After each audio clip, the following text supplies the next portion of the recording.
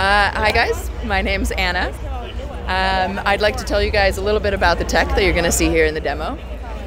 So you might remember yesterday at the keynote, Hugo was talking about Oculus Insight. That is our computer vision technology. It's the magic behind Oculus Quest, our inside-out tracking. So when we went from Rift, which was outside in, you had sensors looking at you on the headset and the controllers to determine where they are in 3D space. When we did inside out, we put cameras on the headset itself, right? That's the whole premise of inside out, is to use these sensors to identify the world around you and where you are in 3D space in 6 degrees of freedom motion. As we did that, we had the opportunity to start getting a little bit more intelligent about the world around us, and that's what we're showing off in the demo here today. So Michael Abrash yesterday was looking back at the last 5 years of tech. Here, this is the innovation zone. We're looking forward into the future. Some stuff that's unreleased, we're still working on, but you're going to get to see it in the demo here today.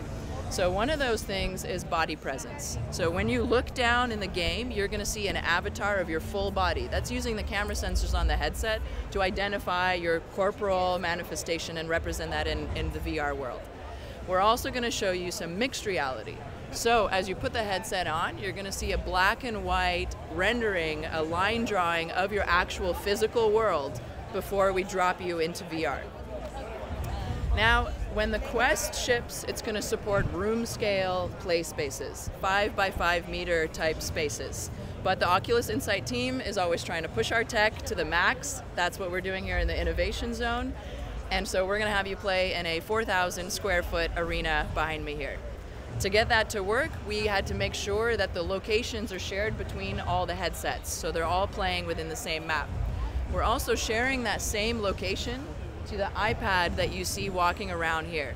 And that iPad is actually tracking in 6 degrees of freedom using the same Oculus Insight 6-DoF tracking technology, using one single camera, just like we do with all 4 on the headset.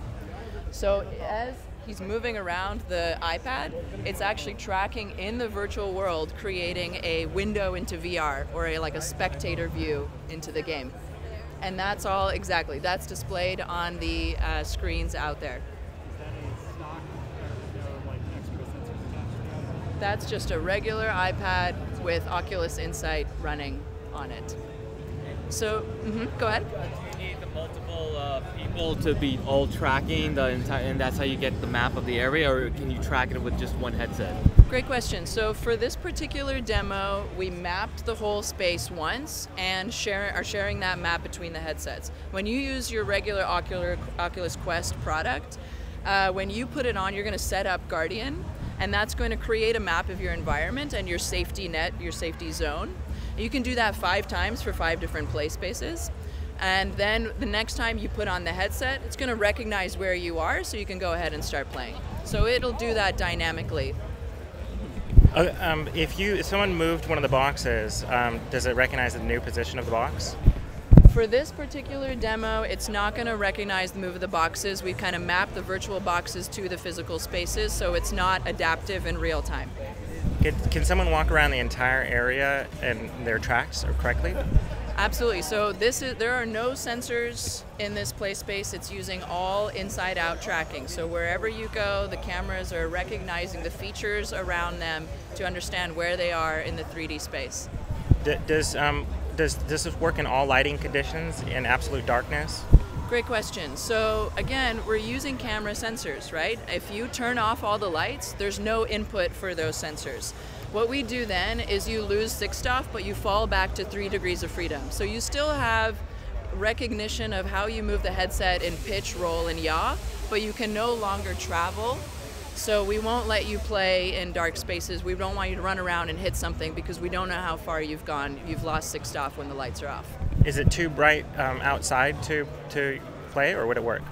We are not going to support outside, especially when we launch Quest. Primarily, the brightness is not so much the issue as the ability to be able to track in wide open spaces without ceilings. Again, that's why 5 meter by 5 meter is kind of the supported environment, because the sensors really are using features of your play space. So it's going to use the camera, the picture frames in your room, the vases, the furniture, the carpet, to identify unique features and understand where it is and the distance between them. Windows that are lit you know, staying outside, that light coming in from a window, would that track properly too? That should not, yeah, that should not cause issues. Yeah. I think the max play space was when it launches 5x5. We're looking at 5x5. Again, you know, those specs are like to be determined, but that's you know, the kind of whereabouts you're looking at. So I'll let the safety team give you a briefing, and then I can answer more tech questions later on. Real quick before we jump in there, we are on teams of 3 on opposite ends of the arena, so you will be shooting at each other. Please be aware we are discouraging, highly discouraging, any running, jumping, diving, or crawling. This is for your own safety. You're completely untethered, so the temptation is going to be there. Be aware that obstacles that you see inside the game are actual physical barriers in real life.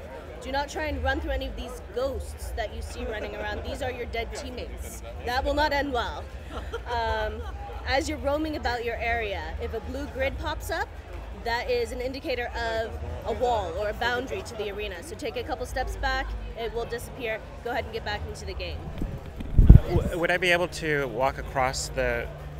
Fortunately, you cannot move across the arena because when you die, you are invisible to the other team. So as a safety precaution, you appear as a ghost to your teammates, but you're invisible to the other team, in which case we do need to keep you on opposite ends of the arena.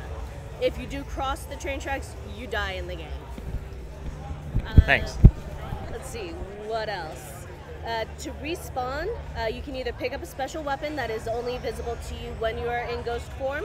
You can draw your weapons with the grip button, or you can just wait 10 seconds and you'll respawn.